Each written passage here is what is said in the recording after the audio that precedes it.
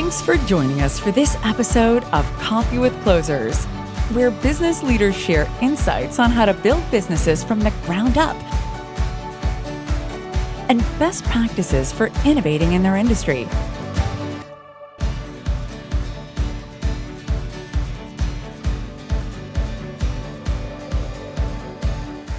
Hey, Tom, I'm super excited to have you join me for this episode of Coffee with Closers. Well, thank you so much for the opportunity to be here. I really appreciate it. I most certainly. Well, obviously, every entrepreneur has a story of how they overcame obstacles to become an entrepreneur. I'm sure you have some story to share. Can you tell our audience a little bit about you and your journey of becoming an entrepreneur? Sure. I would say mine is maybe a little less exciting than maybe a typical entrepreneur getting into business for themselves. I had a goal.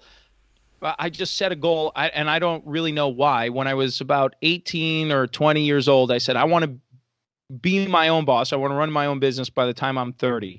And that was just a goal that I had set for myself. I don't know where the number kind of came from, probably because 30 when you were 20 years old seemed literally like a lifetime away. It just seemed like forever. And so I started working in the consulting space and helping companies franchise their business. Had the good fortune of going to work for a client, which is where we originally met when I was working with the Rabine Group, and we connected there and initially met. And when I was there, I had an opportunity. A former coworker of mine had started a business, and he said, "Hey, our business could really take off. I'm looking for a partner. What do you think?"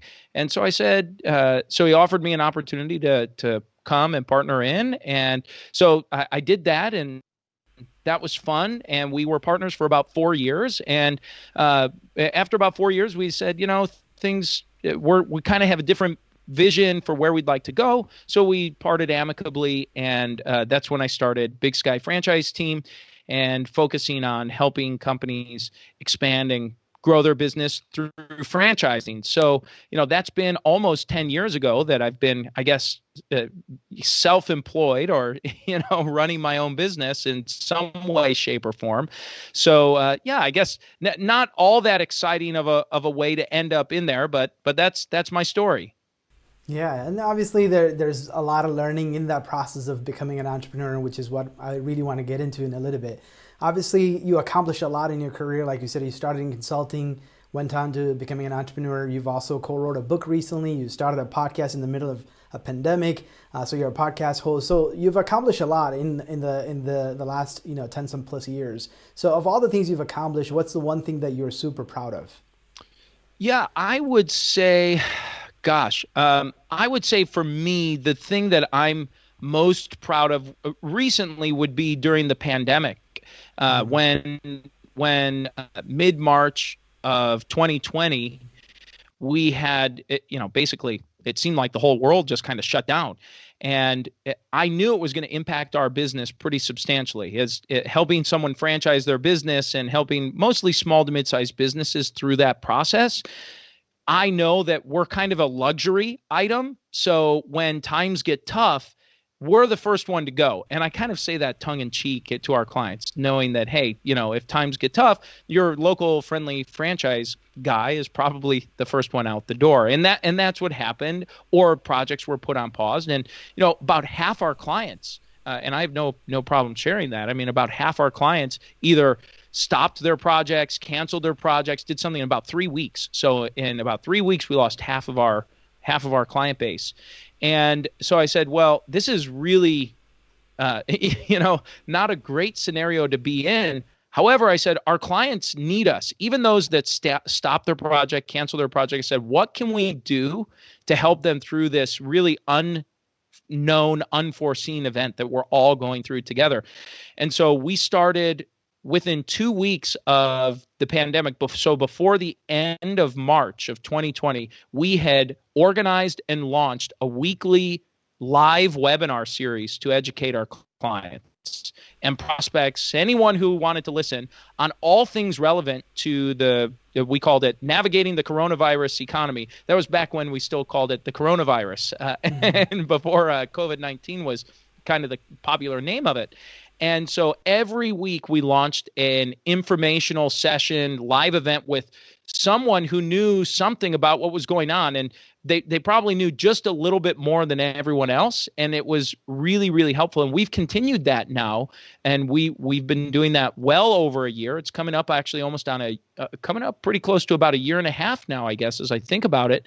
And so that's something that I was really just proud of, because it was a way to continue helping our clients and giving them something valuable, or even people who weren't active with us, even though our own business, it took a hit. I mean, we took a hit. That's something that I'm really proud of us doing, because everything else said run and hide. Everything else said, hunker down, run and hide. And I said, no, we've got to do something to help our clients out right now. They need something. Yeah, well, that just shows the entrepreneurial spirit, right? Like, even when things aren't going the way that you anticipated, stepping up to that responsibility and figuring out a solution. That's essentially what we're all called to do, right? Sometimes it's not always trading of a dollar for some value, but it's also adding value when for a fact you may not be getting anything in return, something in the near term, but of course in the long term, because someone else is going to find value and trust you enough to be able to do business with you in the future. Great way to pivot, for sure. Well, obviously that also shows the why behind what you do, which is kind of my next question, because obviously we as entrepreneurs, there's got to be something beyond just making money or feeding our family. There has to be the why behind what we do, right? So what is that, and what's that drive that keeps you going even when things aren't going the right way? Yeah, I appreciate that. So our purpose is to inspire and foster greatness. That's our company purpose. And for all the companies that I own, it's to inspire and foster greatness. And so unknowingly, as we reflected back, because during the crisis that was going on, it was just kind of taking action. We were doing things, and reflecting back 6 months, 8, 9 months afterward, we looked back and said, we created the webinar, and then we launched a podcast about 3 months after that we do every week, a weekly podcast, weekly webinar, producing lots and lots of additional support and content for our clients. And when we reflected back on that, we said, wow, unknowingly, maybe it's infused in us a little bit, is this purpose coming out. We looked at the podcast as really inspirational and kind of motivational. It's kind of set to help inspire growth-minded entrepreneurs to take the leap to the next phase of their growth. And then the webinar is really fostering that growth. It's very practical tips, things that you need to know right now to change and implement in your business to keep growing. And so we didn't even realize that was going on. And so that's something that is exciting to take a look back at that, and that purpose is really what helps shape everything we do, and new vision, new ideas, new services or products we launch. It runs through that purpose filter for us. Mm-hmm. Yeah, I mean that's definitely has to be the driver, right? Because sometimes not always everything that we do is very exciting, but if you have that purpose, that keeps you going even when things are tough. So it's very encouraging to hear that what actually is behind the scene, giving the company a reason to exist. So obviously you've been an entrepreneur, like you said, you've had a partnership, you started a company, now you're on to doing on your own, and you've been almost at it for about 10 years. So I'm sure you've had a lot of lessons learned in the process, but what is the one big lesson that you learned in the process of building your company? Yeah, that's great. I would say one of the biggest lessons I learned, ironic, this is advice that I give our clients all the time, which is try not to fall victim to the shiny object syndrome. Try not to see that shiny object that's dangling in front of you and pursue it. And I saw a shiny object, got into a business that was not in my wheelhouse. It was not something that I really understood. I've always been in more of a B2B services type of business, and I ended up getting into more of a business to consumer retail industry, and just didn't it was the wrong thing. It was just, it made no sense. Even looking back, it made no sense at the time. I knew that it didn't make sense, but for some reason I couldn't say no. And so anyway, it was a definitely a lesson learned of just kind of staying in my lane, staying focused on what I know how to do, and trying to you kind of keep my blinders on and not see the shiny objects. So that for me personally was a big learning lesson to try to keep focused. Yeah, and I think the focus is the key word, because we all are entrepreneurs. We have nothing but ideas. And oftentimes when you're chasing too many ideas, no one idea ever becomes successful. And I think it's, it has to be kind of disciplining ourselves to say, well, notice some of those ideas so that you can focus on one or two that can take off. And then maybe once that's happened, go back and chase a couple of other ideas in the future. That is definitely a struggle that I have. And I've heard that to be common among most of us as entrepreneurs, for sure. Mm-hmm. And obviously, that's probably one of the biggest lessons you learned. Has there been any advice that you've been given by someone that you're like, man, that's just the dumbest thing I've ever heard, especially about entrepreneurship, that you can probably share? So bad advice, kind of. Is that what you're saying? Some bad advice about entrepreneurship. I would say, I don't know if it was advice or maybe a myth to a certain extent about entrepreneurship, that once you run your own business, you're just kind of like this automatic success, that all of a sudden the cash just starts coming in and everything clicks and works. And you don't realize, I think, until you get into it, that especially when you're launching, those first few years of when you're launching, there's just a lot of hard work where you are literally kind of the everything person. Your marketing and sales, your operations, your training, your support, your HR, your the primary investor, you're the you're all of these different things. So I think for me, maybe that myth, and as much as I felt like maybe I had a sense of it, I didn't quite really get it. So I'm trying to think of bad advice. I've been fortunate to have been surrounded by some pretty great mentors and advisors over the years, that I've been fortunate to have some great advice. But I think that kind of myth of it, just like you open the doors and it's an overnight success, is like, well, it doesn't really work that way in most cases. Yeah, and I think you also see all these YouTube entrepreneurs that are the gurus that promoting that idea and getting people super excited to buy into their course or to become their consulting customers. But oftentimes they're in it for just that money, and they're not necessarily there to help them. And I think there's a lot of people, they have big dreams of buying into that concept, but it's not often the reality in the real world, right? Because as entrepreneurs, we all know the journey is very tough, and not too many small businesses make it. And especially that first, I think the success rate, right, like the first 3 years is like the hardest to make it through. So if you survive those 3 years, you can survive pretty much after that. Yeah, and really, I think it's the difference when someone starts that business. If you have, fortitude is a word that's come up a lot, or resilience, but I like that idea of fortitude, that just the willingness to just not give up, and you might have to change direction, you might have to do something different.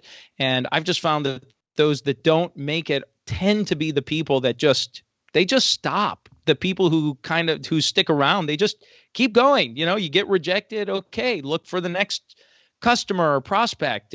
Or you get a bad review online, well, you know what? You got to work harder to get a good one, or 10 to replace that one, or whatever it might be. Yeah.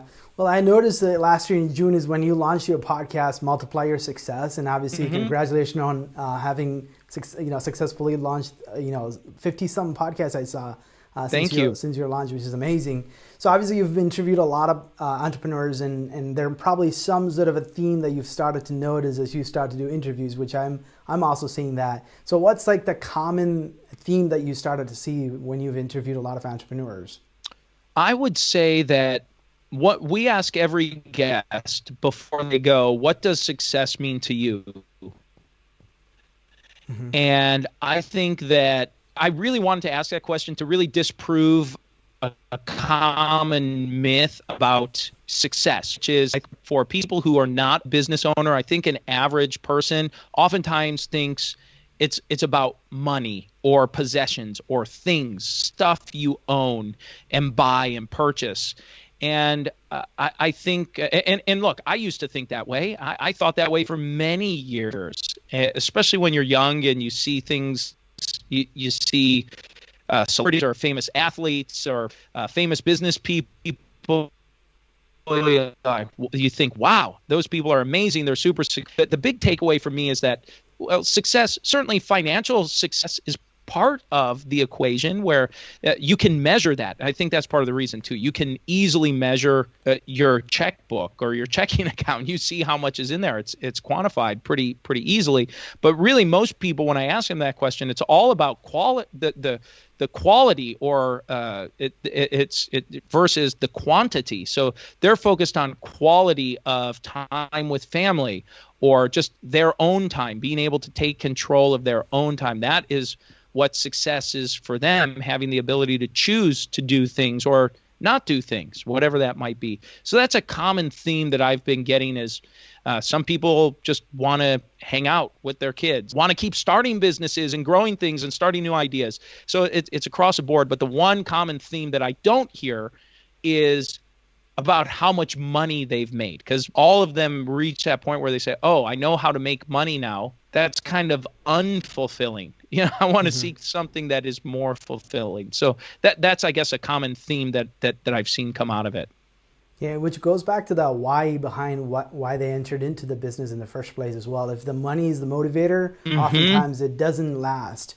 And if the money isn't there, then there goes the drive with it, right? So that's also the reason as well. Yeah. So that's a good thing to hear.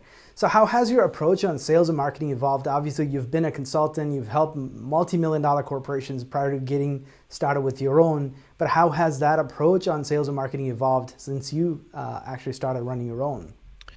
Yeah, I think sales and marketing, my philosophy has stayed relatively consistent in the sense that you've got to be doing something. You have to be marketing. You have to be in front and around and to be seen. But I would say the longer that I've been in business, the focus has been a lot more on the quality of client. So part of clarifying our purpose also clarified our core values. And we clarified that really intensely about 3 years ago. And when we went through our definition of our values, we have 3 values at our company that we choose so many different things, that so many things run through those filters. Our first core value is win-win relationships, professional excellence, and continuous improvement. And we kind of use those as guideposts for us, or guardrails.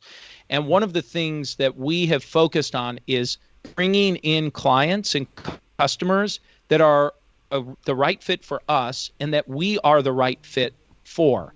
And I know that we're not the right fit for every customer. And so that's been a big change for us over the last several years, has been really focusing in on finding a good match for clients, because when that happens, it's better for all parties involved. It's a win-win is kind of the focus on it, saying how can we make sure that this is a win for the client first? And then if it's a win for the client, it should in turn be a win for us.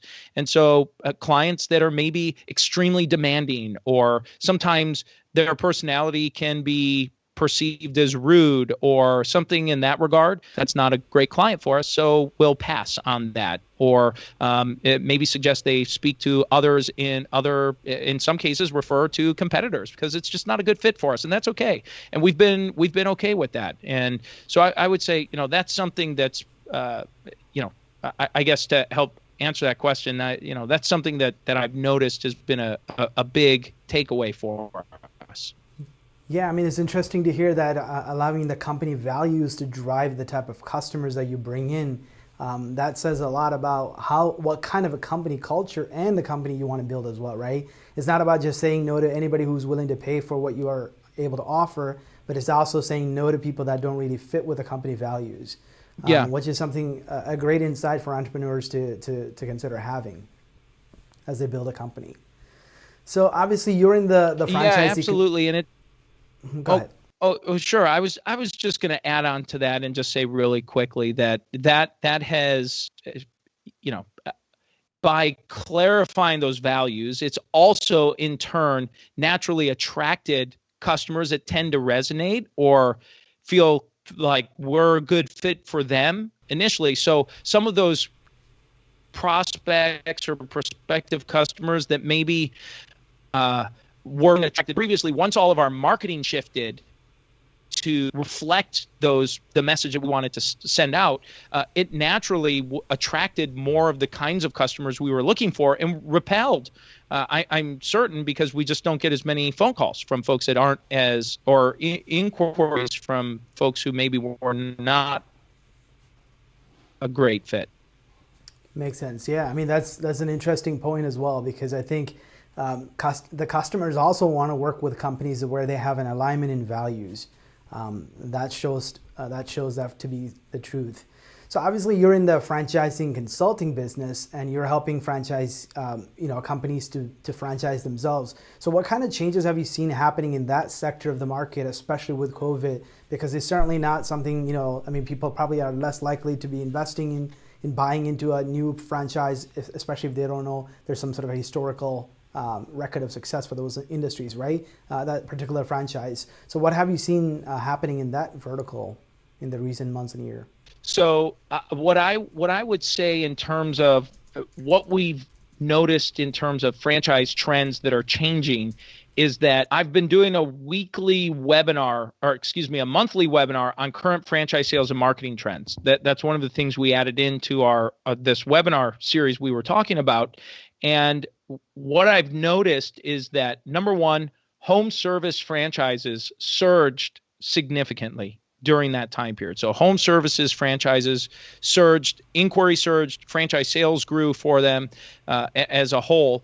And while 2020 franchise sales did overall slow down, that was created from the pandemic, I can tell you that so far in 2021, I've never seen the kind of activity that we're seeing right now in franchise sales.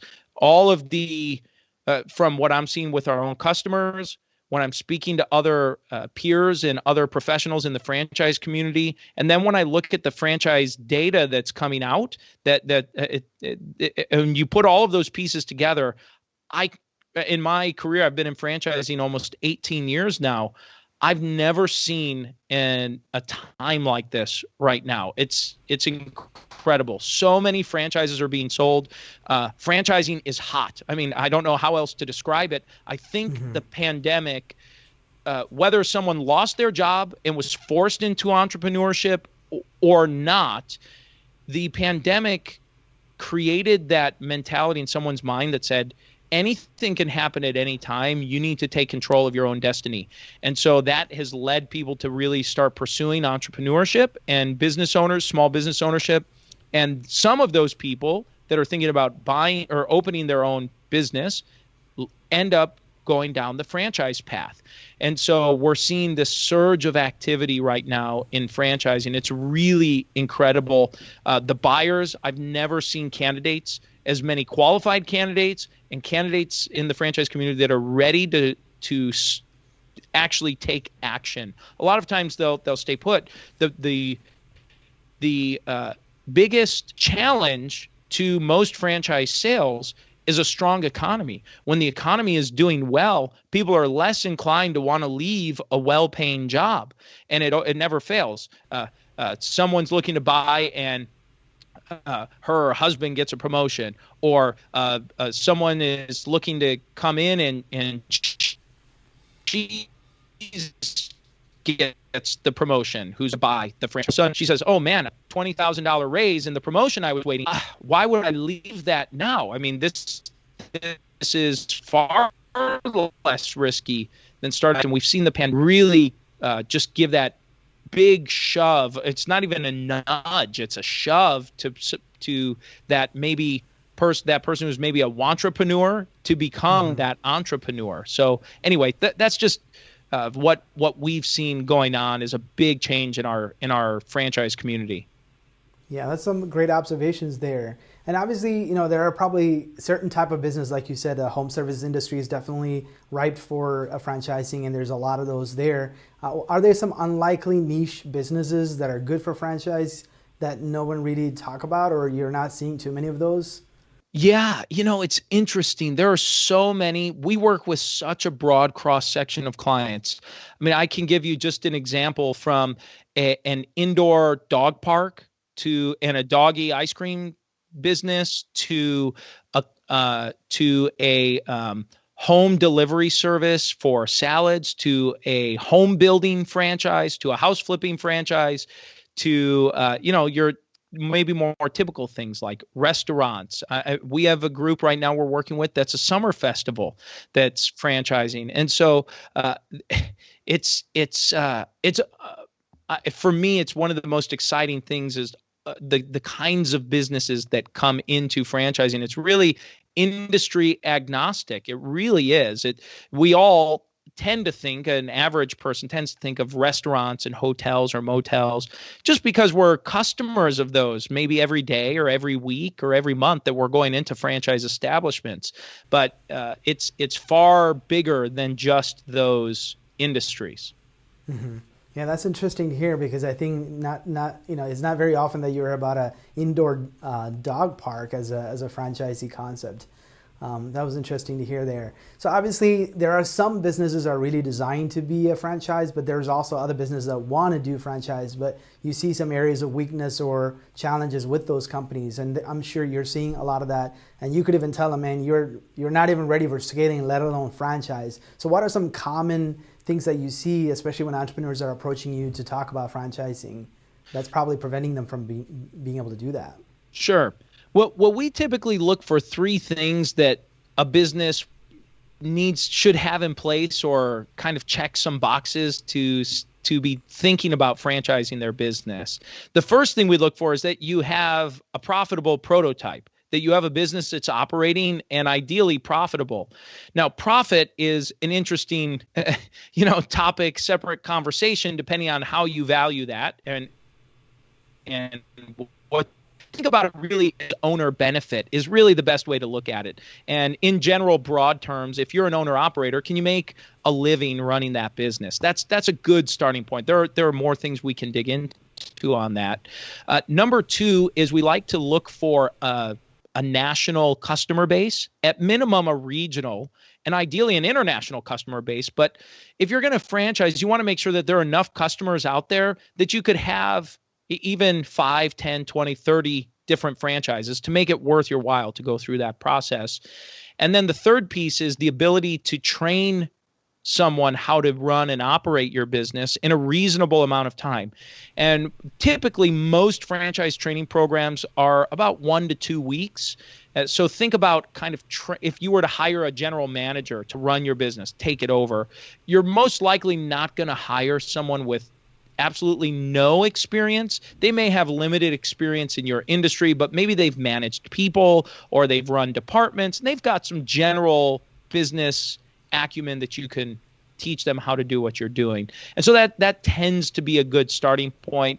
Now, training could go as long as 2 months and be as short as 1 day, or maybe it's all virtual or online. I mean, that's a big trend. To answer two questions in one, that's a trend we've also noticed in franchising that's changed, is a lot of training has gone virtual. It's gone online through video conferences. Even the sales process, discovery days were very, very common, where the prospective franchise buyer would actually fly to wherever the headquarters happened to be and spend a day or two with the corporate staff. And now we're seeing a high percentage of franchisors that all shifted to video conferencing and are now sticking with video conferencing going forward. So anyway, but those are the three things we like to take a look at when we start assessing, well, what should you kind of have in place as a general starting point? It's a profitable prototype, it's a national audience or a national potential customer base, and then the ability to train someone on how to do it. Kind of piggybacking on that third point, which is systematizing your business, because a lot of times I think the biggest holdup for any business to scale is systematizing it, right? And most entrepreneurs, they're also owner-operators, so they're in the business, working in the business as opposed to on the business. So what practical advice do you have for entrepreneurs who may or may not be considering franchising, but they definitely need help on kind of systematizing? So what advice do you give those entrepreneurs? Yes. So, well, part of that challenge for an entrepreneur in documenting and systematizing their process, candidly, is part of the reason we exist, because it's time consuming and it tends for entrepreneurs oftentimes are idea people and doers. They get things done. They come up with an idea and they make it happen. And sitting down to actually document that process and put it all on paper and figure it all out, that's daunting. That for most of the clients that we've worked with and I've worked with over the years. But generally speaking, most companies that we work with and that I've worked with over the years have processes in place. They just need to be documented.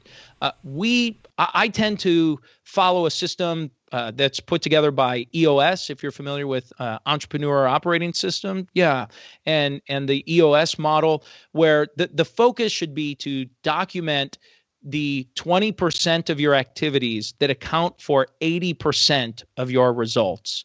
So if you're looking for a starting point to begin, that's usually what I suggest as a starting point. And that's what we do to build our own manuals for our clients.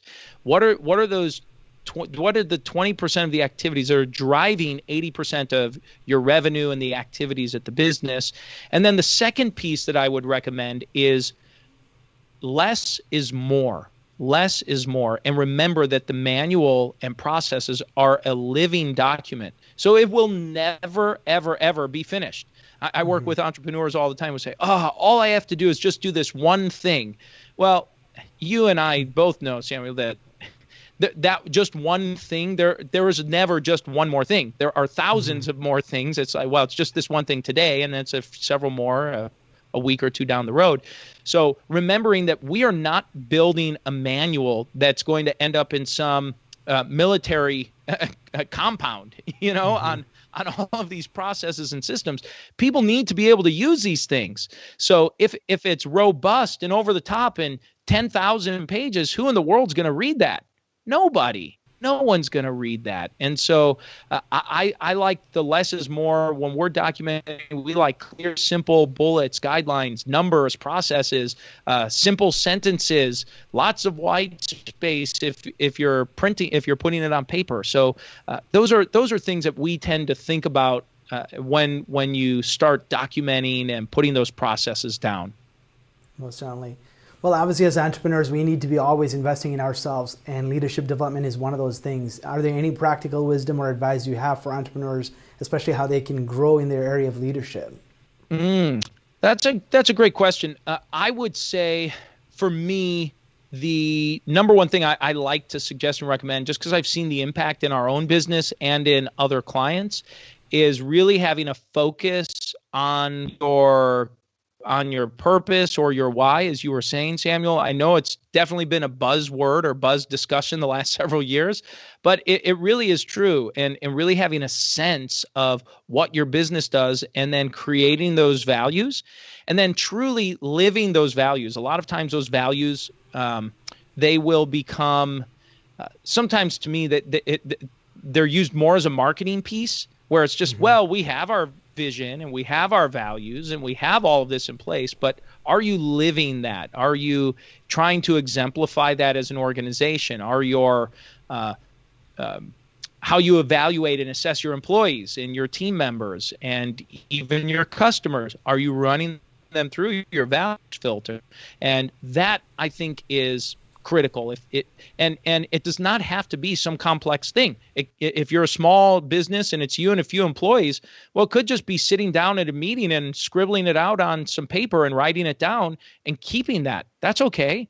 Or putting it up on a whiteboard or putting together a quick spreadsheet of things you put together. I mean, it doesn't have to be complicated, but just going through that exercise and then saying, how are we going to represent what we're trying to say? And for me, that's been a big takeaway and definitely a catalyst in changing our business for the better.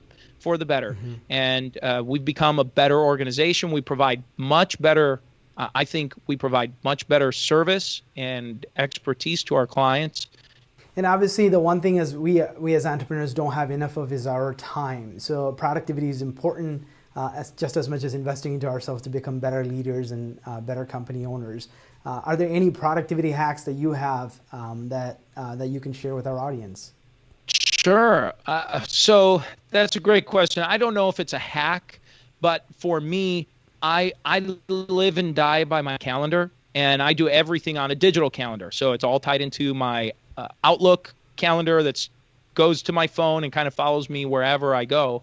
However, every night before the next day starts, I have a physical calendar that I write out the whole day. I go through my whole day for the next day and I write it out in this calendar.